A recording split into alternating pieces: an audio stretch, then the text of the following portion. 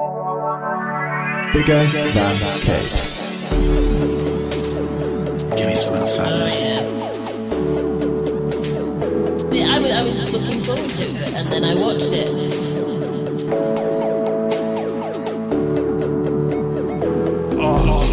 Oh, dry.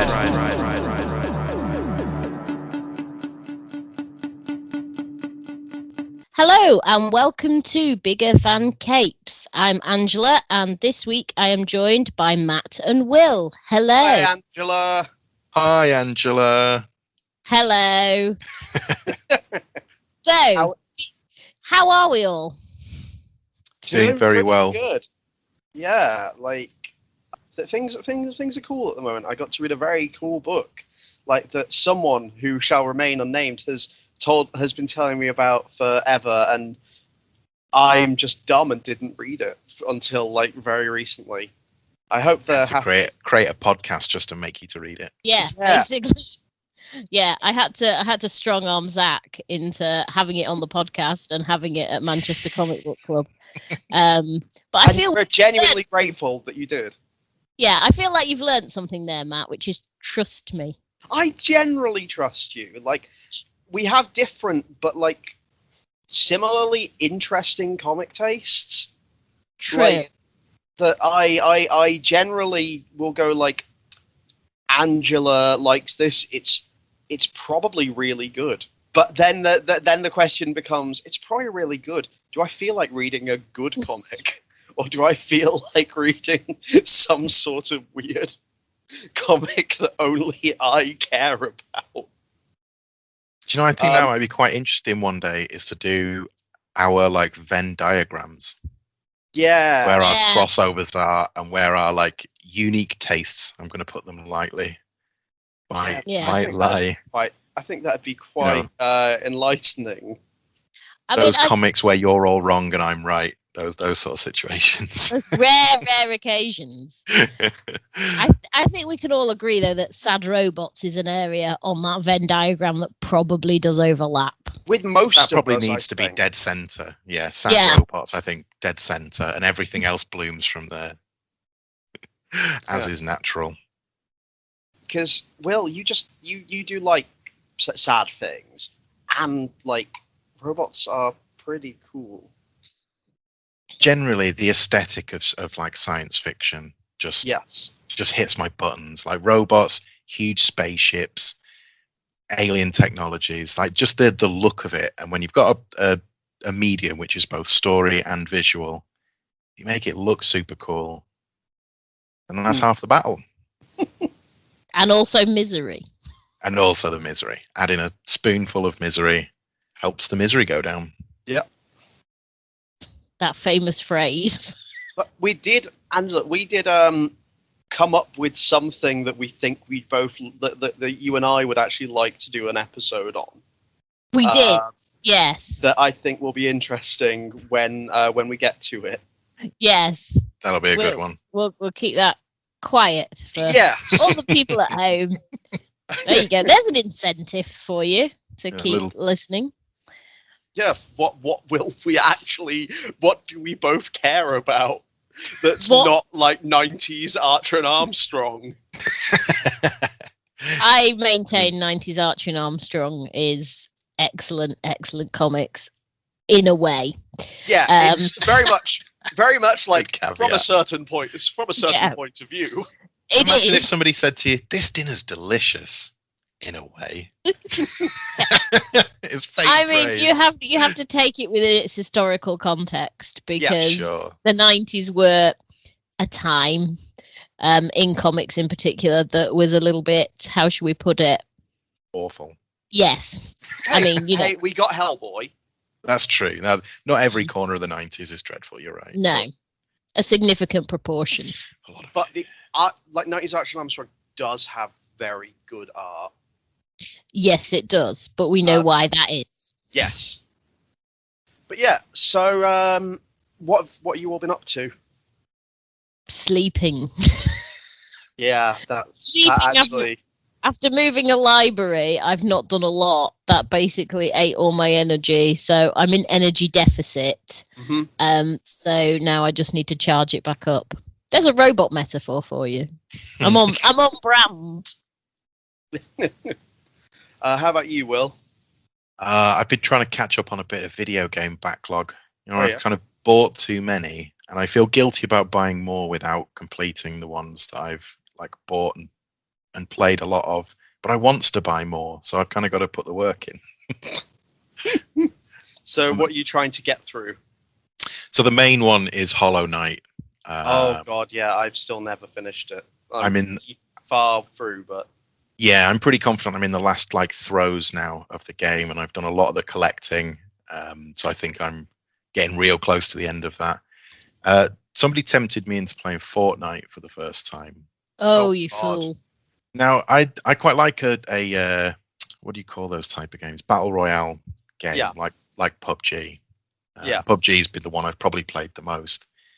I don't know if there's kind of a lobbying system, but I've played Fortnite 7 times now, and I've won 7 times. I think that there's so from my experience of both doing some writing about video games and listening to some very good podcasts, I do know that they for a fair while, at least when you start, will match you against the bots. So I'm sorry, I shouldn't be telling you this because I am gonna make you feel bad, but yeah, they match you against bots, so you get some easy wins when you start. I can live with that, because I was thinking this can't be right. I can't just kind of walk in here and be the best player at this level immediately. It's just silly because I'm rubbish at PUBG. Yeah. There's no way those things translate, but yeah, it's fine. It's all right. Yeah. We all, I'm trying to think of a nice way to say I don't care about Fortnite, but I'm happy for you. Maybe that's basically it. Yeah, I don't care about Fortnite, Will, but I'm happy for you. That's exactly what I was trying to say, and there it is said. You got it the first time, but no, Hollow Knight's that's the real crown. And finishing that off will be an absolute treat if I ever do it. But yeah, I'm convinced that I can do it. Someday I'll manage it, whenever that may be. Who knows? So, shall we begin the discussion of the book? Indeed. So, for those of you unfamiliar with Sad Robots, we are discussing The Kill Lock. Does anyone want to pronounce the creator's name? I think the story and art is by Livio Ramondelli. Yeah, that would be my reading. That would be, yeah. And the letters are by Tom B. Long. Easier. Fun fact. In the typeface of The Kill Lock, I thought his name was Livid Ramondelli, which would have been rad, but maybe you should use that as a pseudonym. Yeah. So I'm just going to read the blurb off the back to start us off, because the book itself doesn't necessarily follow what you expect, I feel. So, each found guilty of an irredeemable crime, 4 robots find themselves banished from their homeworld and bound together by the Kill Lock, a programming link that means if one of them dies, they all will. Now, a soldier, an addict, a murderer, and a child find themselves forced to protect each other while in search of a cure to survive. There you go. Yeah. That gives it some justice.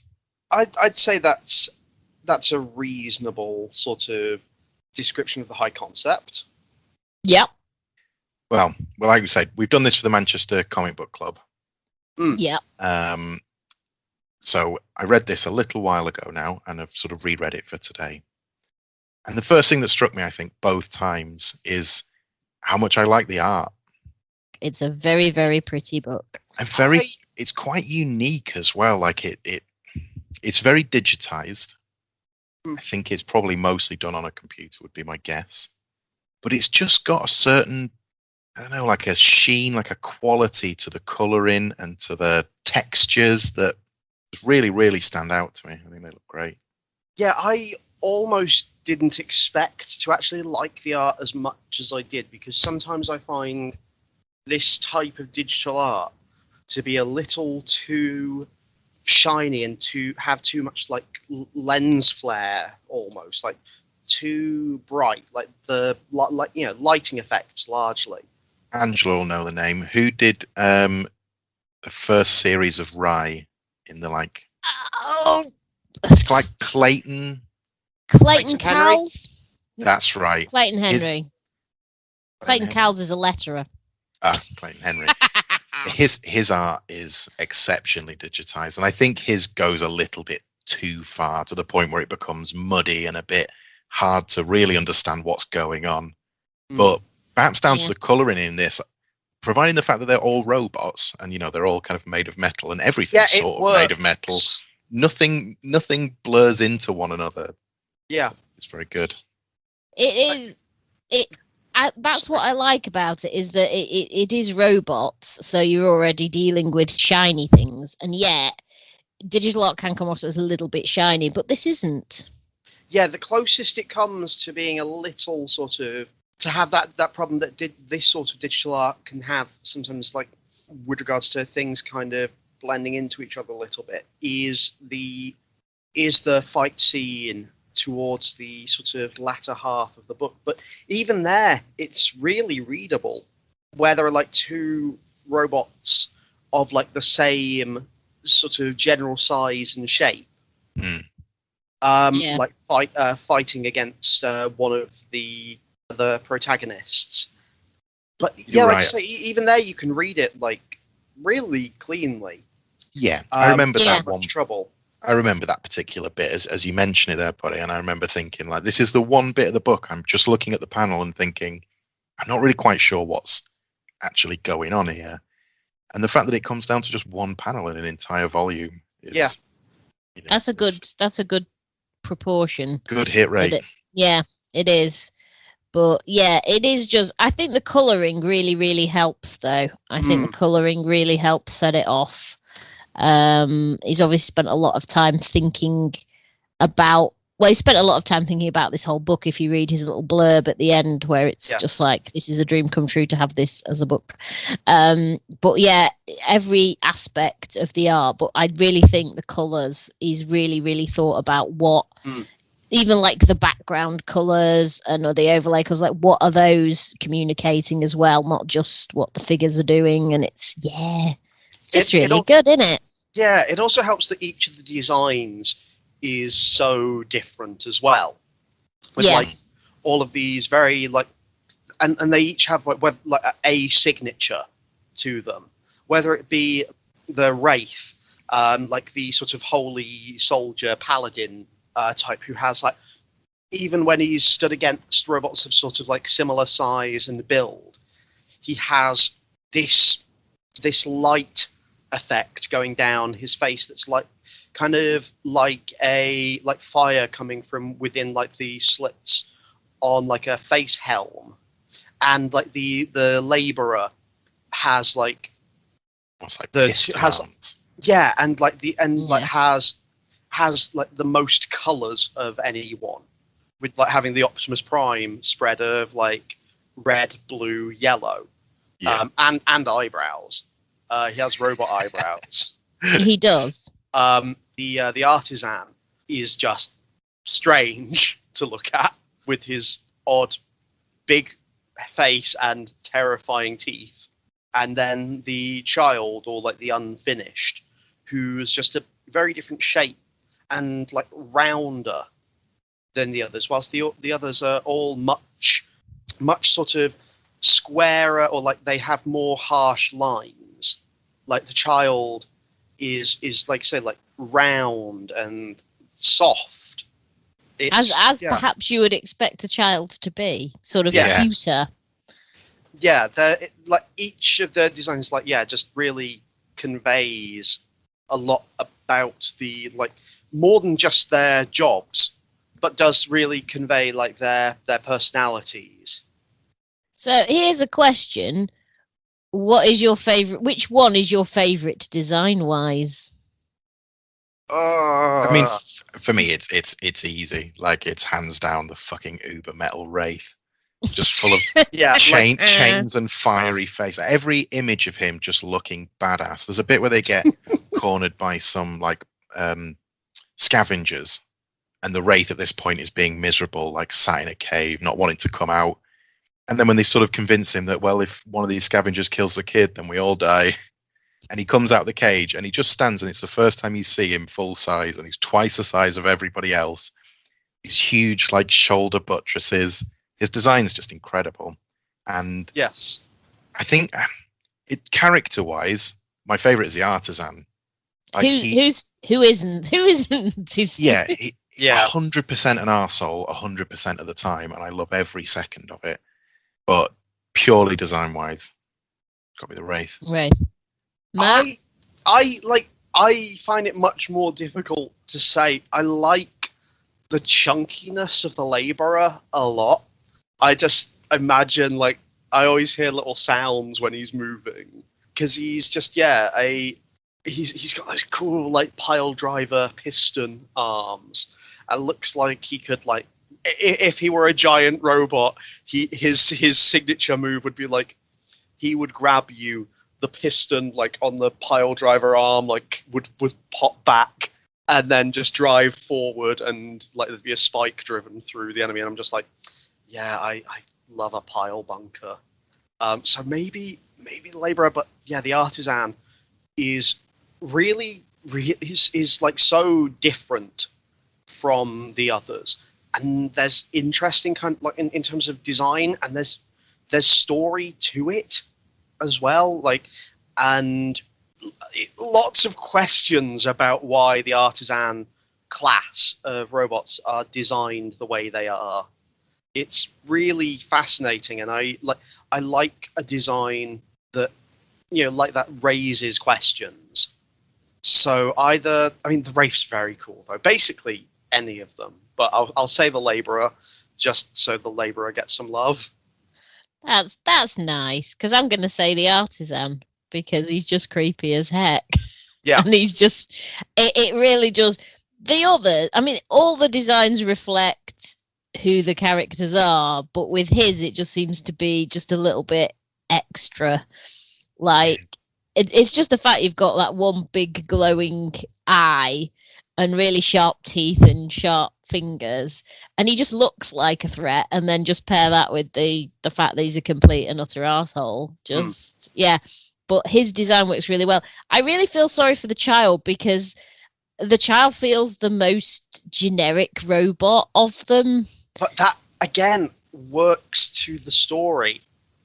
It does. I got the impression, I don't know if you guys agree with me, but that everything starts looking like that. Yes. Yeah, that's the idea. Yeah, and then eventually becomes something, so that every sort of child, well, I guess, I don't know, do they just call them finished when they're not unfinished? But every child will have that kind of base genericness of, right, head, arms, legs, torso, done. Yeah.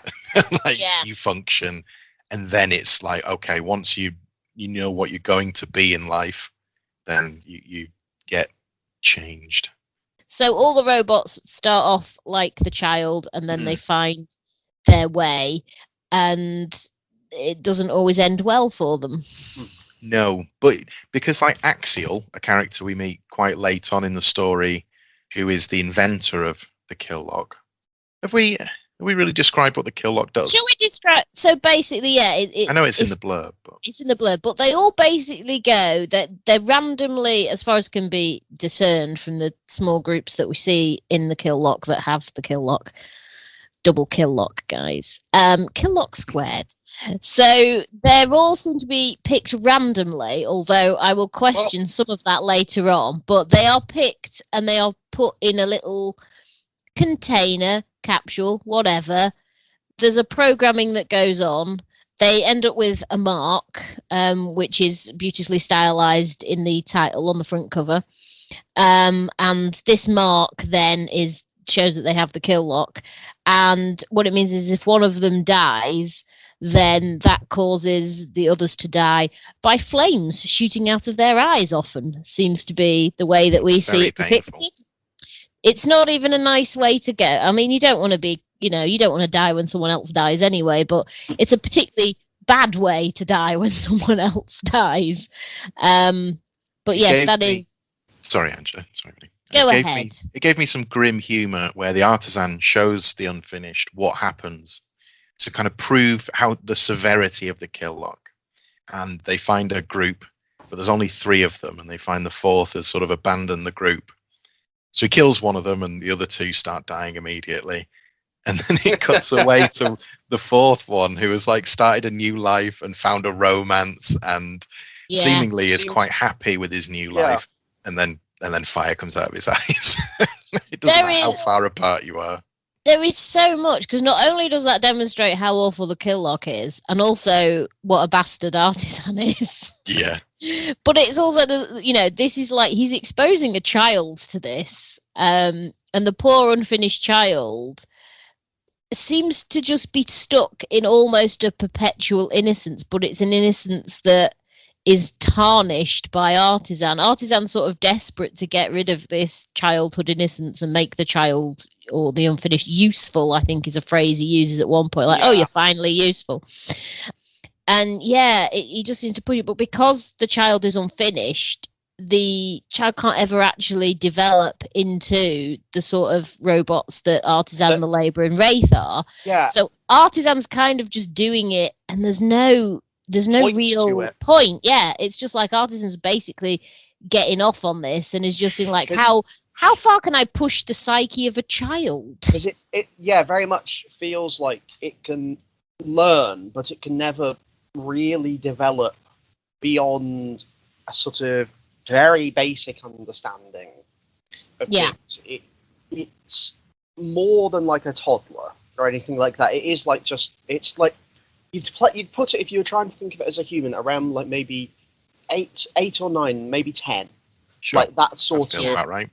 That sort of place. And like it can just like, it learns things, but then just never really grows that far from them.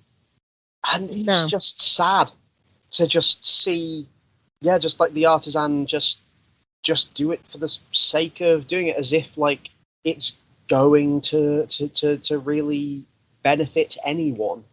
Like it's and surely like the Artisan must, but as someone who works on the other robots, must know that that's the case, and just still chooses to do it. Well, I think as the story progresses, I think the Artisan's motives sort of twist and turn, shall we say, without giving too much away, and kind of why he's there and what he did evolves as the story goes on. Again, I don't want to give anything away, but it was again one of my very favourite bits. There's a very where Eagles Dare moment where the Artisan fools another robot into basically giving up their like knowledge, and it's ace. It was such a good read. In those bits, very much so. It's interesting as well, because there is character development in a way, but it's not development of character. No. Do you know what I mean? It's like Artisan kind of does develop in that he's the one that has the most complicated development, even just the fact that we slowly find out his motives and what he's up to. Yeah. The others, it's quite simple.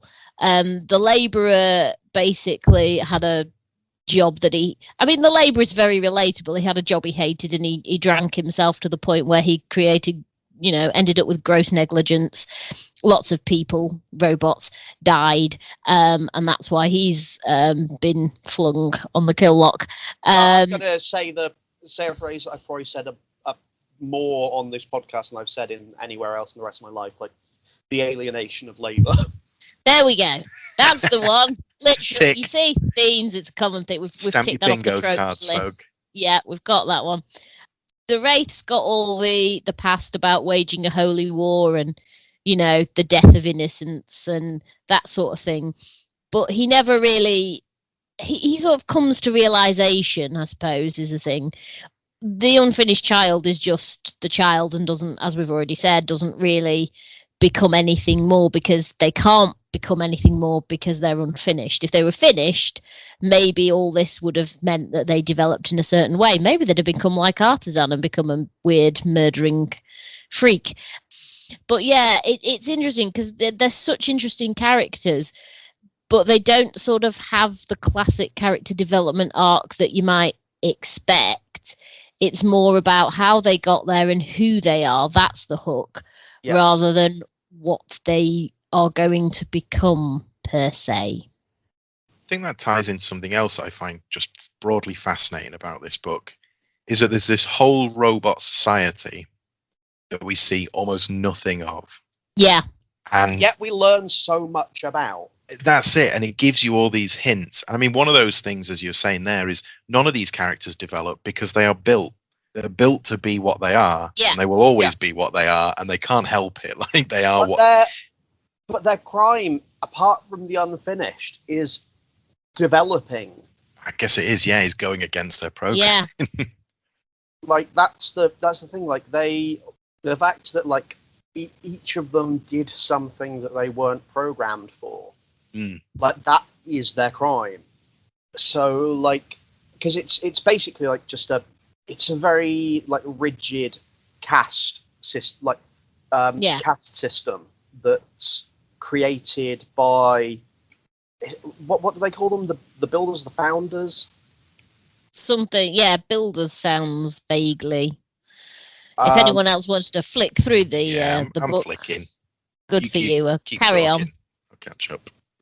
And, like, we don't know really anything about them. We know that they designed, like, the only robot design that they are responsible for, like, that they personally had a hand in, was that of the Artisan class.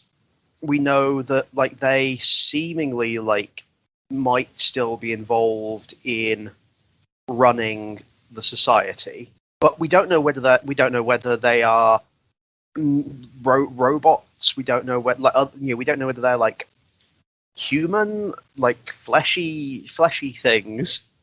Organics. Thank you.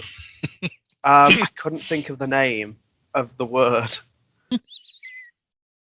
So, like, it's a really they're a lingering mystery of it. Like, that doesn't matter. The system is still, like, cruel and wrong as much as it can be. Like, whether they're organic or not, that doesn't change anything about it. But it's just you just kind of can't help but want to know more about the world, like, just and to try and understand it. Quick edit note: the Forgers. The Forgers. With the original species or whatever they were. The people who created this world, these people, this situation, in a way. But we never really see the kind of the central worlds. Like, are these worlds like a paradise? Is there any comment on whether this works or not? Yeah. And is there, the wraiths are these holy, as you mentioned earlier, like paladins. Yeah. And come and smite heathens. But they wipe out entire worlds. So if they're wiping out worlds, then this sort of conglomerate of planets must be huge. And it seems as well like they're wiping out the worlds that start to think for themselves. That's the interesting thing. And, like, again, this is what the kill lock is. Particularly the Artisan thinks for himself because he's just a selfish bastard. But the Wraith started to think for himself and start to think about what he was doing. The Labourer didn't really think of the consequences of his actions, admittedly, but he started doing something because what he had to think about he couldn't cope with, kind of thing.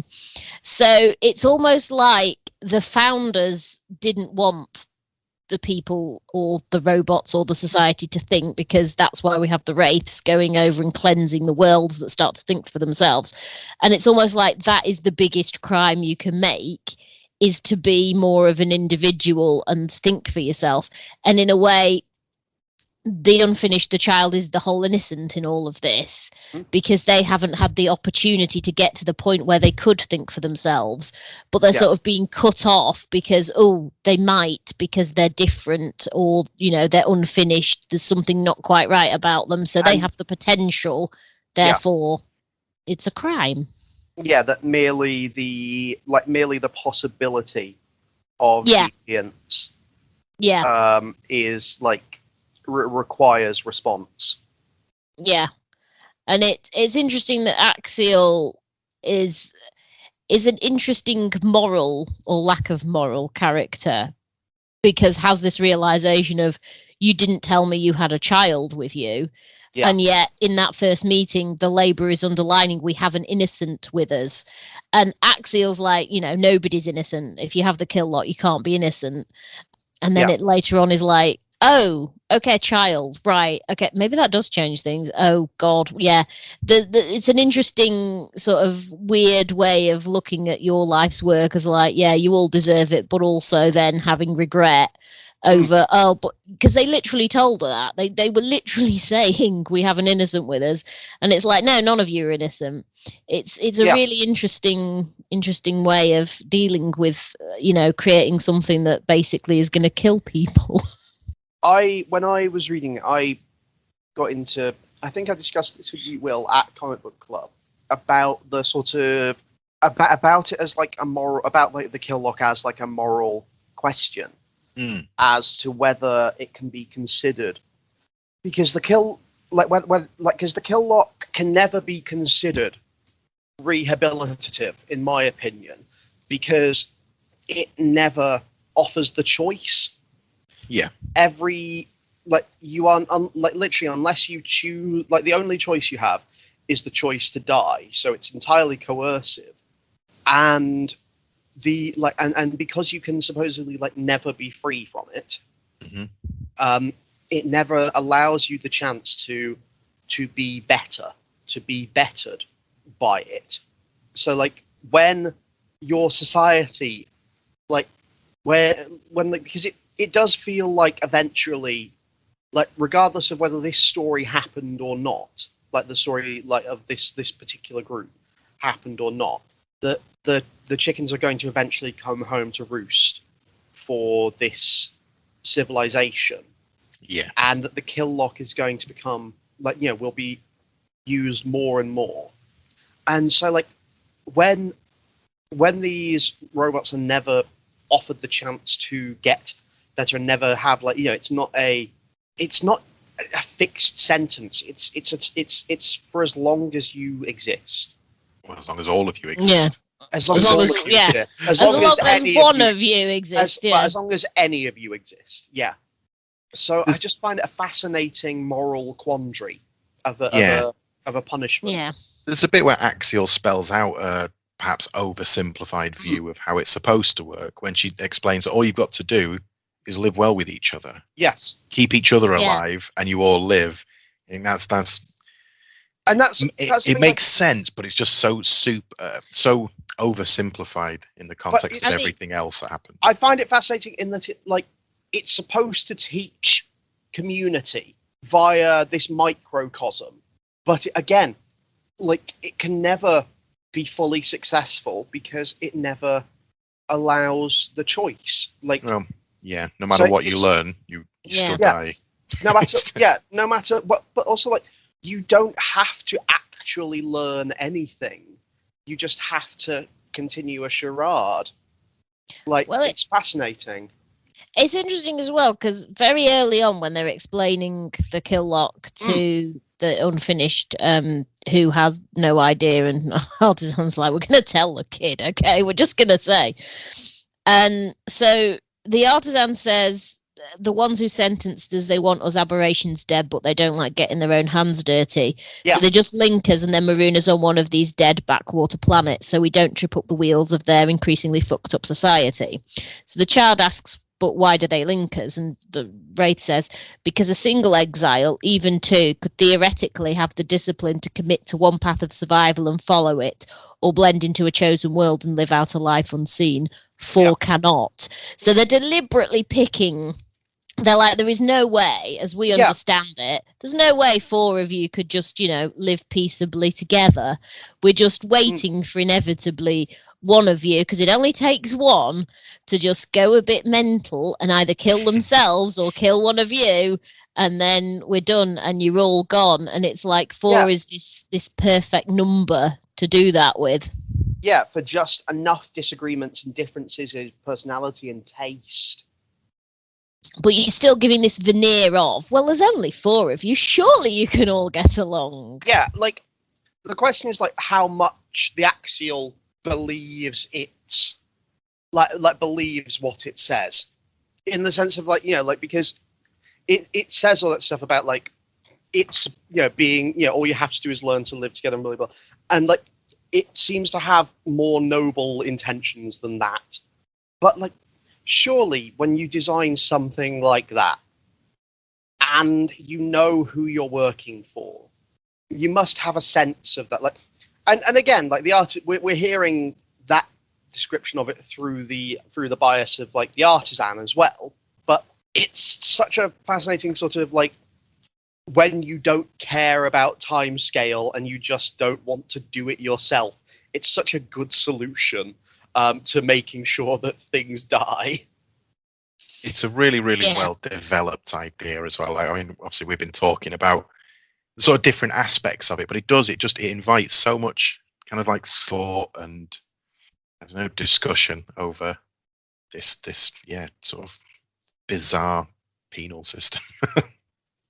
Yeah, it is, because clearly it is punishment, but there are so many different layers to what this punishment is really about and how it's all decided. And it's just it's a very clever little concept, and it's really well explored because that's the hook of the book plot wise, and you never drop that hook.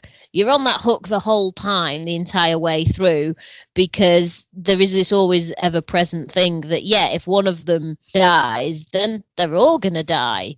So there's always this ever present threat of what is going to happen to these characters, because it's not going to take much. And we see that the labourer and the wraith hate the artisan because he's just the worst. The child doesn't really comprehend these things. But all the way through, you're like, are they actually going to turn on each other? Are they going to face something that's going to wipe them out? There is tension, and there is always that question of what's going to happen to them right from the get-go, because we open with them basically explaining what the kill lock is to the unfinished, the child, and then we get the reveal of what happened before and why they ended up with the kill lock, and that's nice to have that reveal. But right from the get-go, you're like, okay, so these robots are linked together. If something happens, one dies, they all die, and you're going through the entire book with that knowledge, and it just doesn't let up tension-wise and sort of plot-wise, and it's just really, really good. Absolutely. I think it's incredibly well paced. A lot of what you said there, Angela, is that you get the central plot, you get all of their kind of backstories about why they've ended up there, you get all of these hints about the society and everything that we've talked about, all in 5 issues, and it's so well paced, so well rounded to give you a full story in 5 issues, lesser tales in like twice as many issues. Yeah, it feels like, it doesn't feel like just 5 issues, and I mean that in the best way. It feels like a proper, I don't even think you'd need issues. I think it reads really well as just a single trade. Yeah. Just as a graphic novel, as the kids call them, I believe. Oh, an OGN. Yes. Organ. An organ, yes. It is a very good organ. Yeah. Yeah, it just reads so well. It's there's nothing that I can pick up as a weakness in it, really, because the art's good and the characters are good and the writing's good. And even though the story goes to a place that in a way I didn't want it to go, it feels like perfectly fitting that it goes there, and I don't mind that. Even if, I have specific wants for these characters, but my wants don't matter because the story actually tells itself in an honest and true way, and the ending is the ending that these characters were always going to have, and you know, it feels like that, even though, you know, I'd love them to, spoilers, live happily ever after in the woods, but that doesn't happen. I'm not going to say what does happen, but they don't live happily ever after in the woods. It's a perfect ending in as much that it feels like an ending. You know, I don't feel like any strings have been left. Strings isn't the analogy I wanted, is it? Threads. Threads. Thank you. No, threads have been left. Thank you. But it leaves it, you know, open for the potential of a sequel, and I think it gets the best of both worlds. I genuinely wouldn't need a direct sequel to this. I almost don't want a direct sequel, but like I say, I wouldn't mind a little bit more in this setting. Yeah, I think you could have like other stories set in this universe that would work well. I could see this as a trilogy. The second book then is set in the like central worlds of the higher ups making the decisions. The third book is when the two tie together. So yeah, it would be nice to see. I mean, I would also like to see Artisan, the early years. The early years of murdering. Because if they're just little one shots, 4 1-shots, just giving you. Mind you, what more is there to the unfinished life? He wakes up, he's in the kill lock. Yeah, pretty much. Yeah, maybe 1-shots for the others. A bunch of 1-shots just taking place within this universe. Even if they have nothing to do with these characters. Maybe characters who they've intersected with, like at some point in their lives, they came across or something that have. But just to I'd just like to know to directly know a little bit more about this universe, like to just have a better kind of like. There's so many interesting little hints dropped, you know, and questions like, and just I want to sort of see more of the rot that this society is like, because this society is rotten. It's rotting. It's going to collapse because it's, you know, it's rotting. And it's trying to burn away the rot, and all that does is make more people like, you know, all that does is spread it. Like it's Well, it's like, I think even the Axial says at one point something like, I can't remember who says it. It might be the Axial, it might not be, but they've turned now on the children. And that's the sign of a desperate society that now, you know, we've tried to wipe out all the deviants, and now we're just even wiping out the potential for deviancy. We've got to the point where we're literally sentencing children to death. Yeah, when it's gotten to the point of pre-crime. Yeah. Yes, exactly. When we're at the pre-crime point. So yeah, it does feel like it's sort of rotten from the inside out. But it's like, how did we get there? And, you know, we all know it's not going to end well, but how did that society get to the point where they were quite willing to sacrifice children whose only crime was to not be finished? Quite. Yeah, it'd be really interesting to get a bit more. But I think, as we've all said, it's such a well-contained package that if that's all there ever is, that's fine. I'll quite happily reread this and get more out of it. Yeah. Yeah, because I've read it several times to the point where my trade's falling apart. I blame IDW. Can I just say, make your trades, better glue in your trades, please. Just put better glue in trades. But every time I read it, there's some different aspect that I get fascinated by, and that's the sign of a good book, I feel. Yeah, absolutely. There's a panel in this in the Kill Lock. I forgot the name of the book for a second there. That reminds me very heavily, like feels like and like a homage to Pluto. I really like. If you like, and it's to do with the unfinished, and I think it'd be page 118. It's my problem with paper trades is they don't give me page numbers. Sorry. I have to count. I could be here a while. Well, it's to do with the it's got the unfinished down against the wall, and it reminds me massively of like when Gesicht goes to visit like the first robot to ever kill humans. Oh yeah, it just kind of reminds me of it. Just this robot. I'm just. It's the only one I've tried. I'm caring about spoilers, so I'm trying to avoid describing the panel. But I guess I've already done that if people have read Pluto. If you've read Pluto, you'll know exactly what Matt's talking about. So that's unfortunate. But still read the Kill Log because it's a very good book. And there are more surprises to be had. Just because it's a very good book about very interesting robots. Absolutely, it is. Yeah. Have you got a favourite bit, Will? Just while we're on. Favourite bit. Favourite bit that made spoilery or not. Yeah, like I think I mentioned my very favourite bit is I'll just call it Artisan's kind of victory moment. Yeah.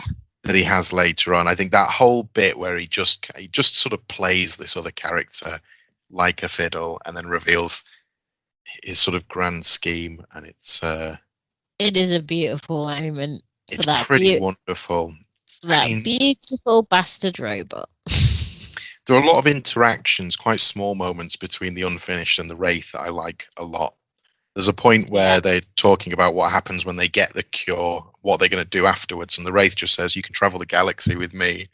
And I kind of think like that. Yeah. That seems very sweet, and their sort of relationship is really nice, and a lot of their kind of little moments together are really good.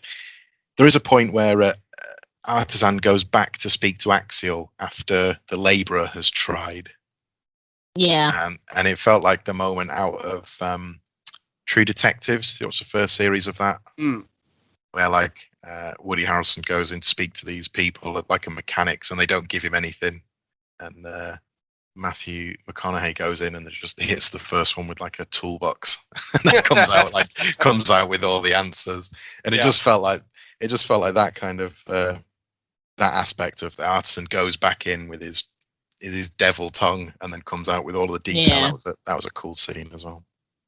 Yeah, like I do love that moment that like it's just the Artisan is just bad enough that it gets past Axial's reservations. Yeah. That it's just like the Labourer, like she doesn't believe, she doesn't like but she also doesn't condemn any more than his, and it's just like, oh, you are such a piece of shit. Yeah. That, like, I no longer care. I hate you so much that like I'm willing to condemn this person I wasn't previously willing to condemn. It's great. One of my, let's just jump on to mine for just a second. Like one of my favorite. We were going there. I figured, but I just still felt the need to apologize because I over apologize. Is just there's one of the few humanizing moments with the Artisan, and is like a bonding moment with the Labourer, where they bond over like just a job that like they were both part of different stages of. Like it's they've had a fight by this point. They've like the Labourer has just kicked the shit out of the Artisan. Yep. But like the Labourer is with them, and they talk about like a damaged part, and like the Labourer is saying like he damaged it years ago carrying like rock to help build a statue, and like a very specific statue. And the Artisan, realizes that it designed that statue and was actually impressed by like the manufacturing, like the people who built it, like that it came so close to what the artisan pictured and everything, and they just like the laborer recognizes how difficult it must be, like given its understanding of the artisan, how difficult even to admit that much, that coming that close to a compliment must be for it, and is like it's really it's a kind of endearing moment, and it's the closest that the artisan ever gets to one, but it's a very good little scene because it's a context whereby I can see the artisan relating to someone is purely through its own work. Still through his own ego, isn't it? Exactly. Yeah. Exactly. Because it doesn't, it still talks about like the quality, like that like it still describes like the mindless goons like who followed its design. But it's really like, yeah, it's and yeah, like you say, it's still all within the context of work and within the context of purpose, and it's still just like, you did your purpose very well. It's great and still like fits all of these themes. That would be one of mine. Also, I just remembered when the Unfinished gets its arm stolen. Yeah. Yeah, I was gonna say the end to that, when the Wraith has sort of solved that problem and asks about another arm, some might say, like, you know, where do you want to put this? And it's just the way that the Wraith throws it up onto a roof and goes inspired. Like, he's got a little bit of stuff in there as well. But I think anything involving the artisan is probably my favourite. There's a bit about the cloaks where he's like, why did we think cloaks were going to work? Like, when the Wraith's as big as a house. Yeah, because the Wraith and the artisan are not common robots that end up with, they're not common robots generally, and to have them kill locked is even so they have to disguise themselves, but all they're using is cloaks, so it doesn't really work. And artisan sort of has a snarky comment about that. There is a bit, I'm not going to spoil it too much, but there's a bit where artisan meets another robot and basically the exclamation is "oh fuck me," and it's just that single moment of realization. To say more would spoiler it, but that was really good. But yeah, I completely like the cloaks comment. Like, that's gonna work. Too much of a spoiler to mention the response, which is simply "fuck me indeed." I don't think that's a spoiler. It's really good. Like, that whole meeting, just is really nice. It's that point, really, isn't it, where it turns the whole thing on its head. Yeah. And oh god, yeah, great stuff. Yeah, I think that helps because the artisan, although he is awful, like, there is no real redeeming quality to the dude. Also has this really snarky sort of sideline in comments, and a lot of the humor. It's dark humor. Don't get me wrong; it's pretty darn dark at some points. But it's nice to sort of have that running through because it is a dark moral tale, but at the same time you've got this magnificent bastard just, you know, snarking his way through quite a lot of it. So in conclusion, really good book everyone should read. I'm assuming. Kill Lock Am good book. Absolutely. For something which is like 5 issues and done, it's so little commitment. It's a really great story, and one I think people would come back to. It's another really great example of what happens when one, or in this case one, but sometimes like multiple creators are given time to kind of perfect their work, and it's not, you know, it's not part of the monthly kind of grind, and it's just absolute top quality, and it's a work that stands on its own. It's also just good that it's just a limited series. It does exactly what it needs to do in, like, say, 5 issues, and it tells its story. Yeah, it's a film rather than a TV series. Yeah, never planned to go any longer. Like, at least it wasn't cancelled, I should say, more than like that. Like, which is also a relief. Yes. And it wasn't one of those books that was intended to be like 12 issues and got reduced to 3. Well, I'm not pushing for a world where comic books are just storyboards for films. Please don't. I could see this being adapted quite well. Yeah. I thought this is a really good animated, because I think you'd have to do it animated. The CGI budget would be but silly.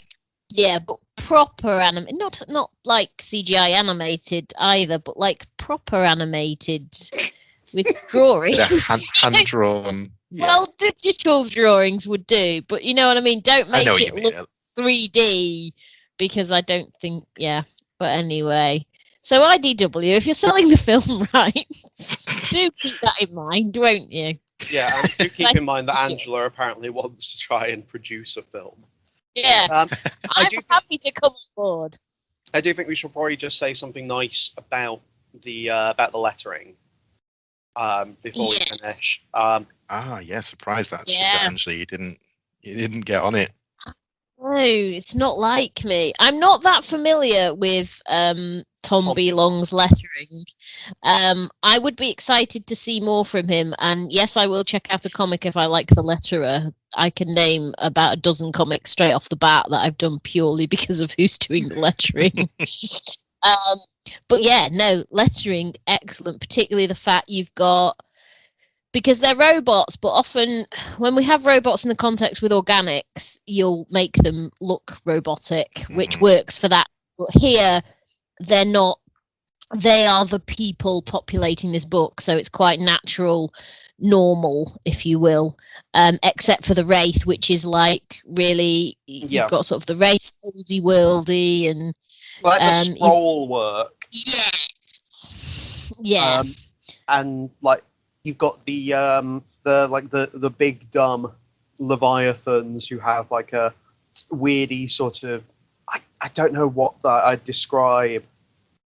It's almost like a cross between the oldie worldy scrolly Wraith stuff and normal words. Like in between the two. Yeah. And then you've also got the sort of more classic, like when there's communication, it ends up being a little bit sort of squarer.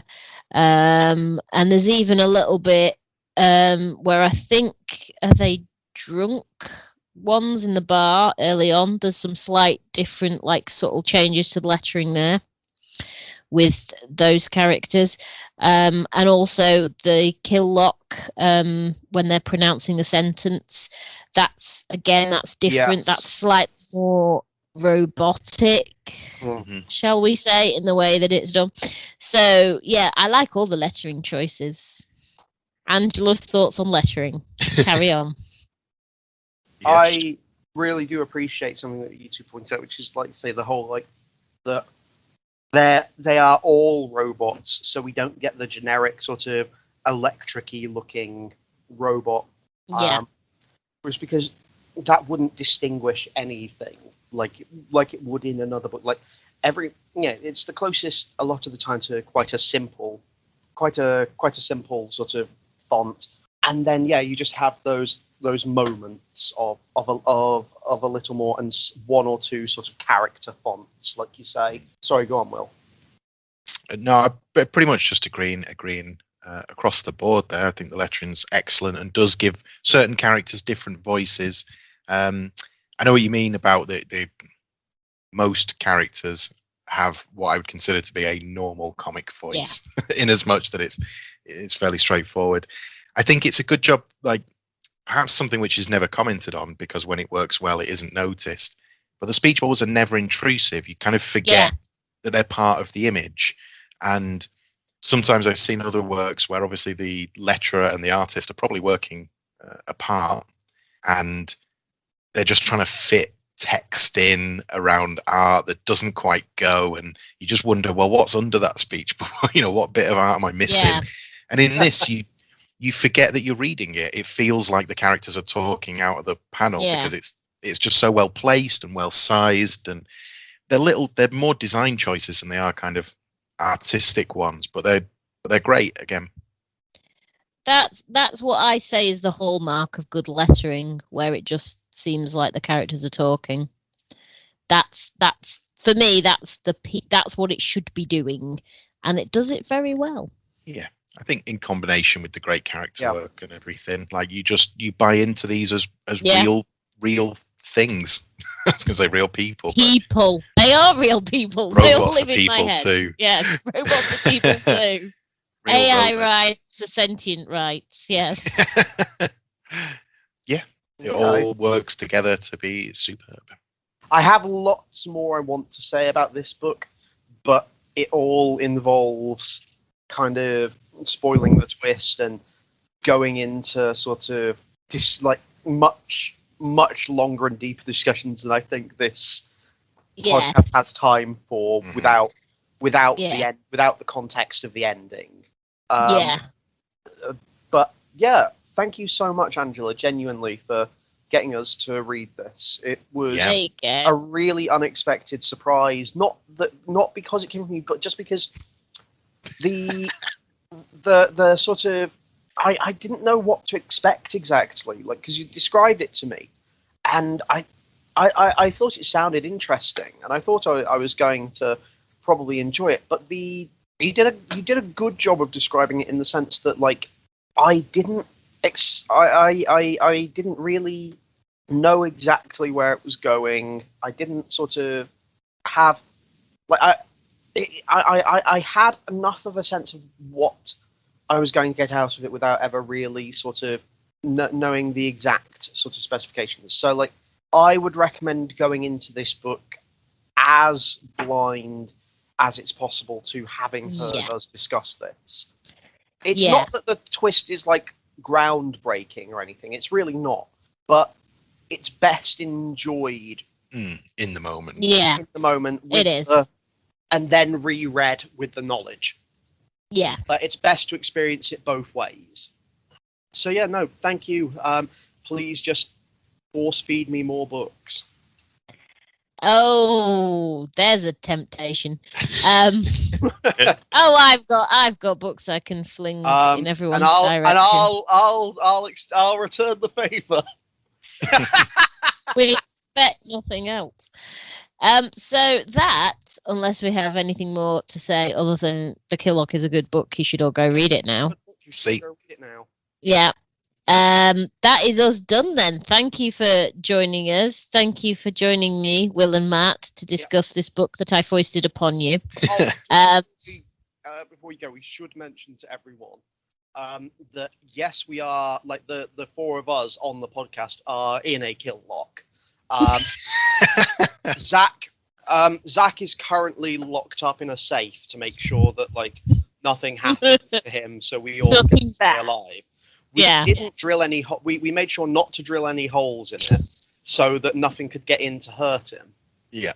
And, like, he doesn't need to breathe, does he? Anyway. I thought so. But, no. So. Are anybody else's eyes hot? Will, I was going to say, you just like, are your eyes getting a bit red? My eyes are starting to get warm. So you better sign off pretty quick, so you can go and get that scene too. Yeah. So thank you for joining us, everyone. That was The Killock. We recommend you go read it. Yeah. And remember that comics and robots are bigger than capes.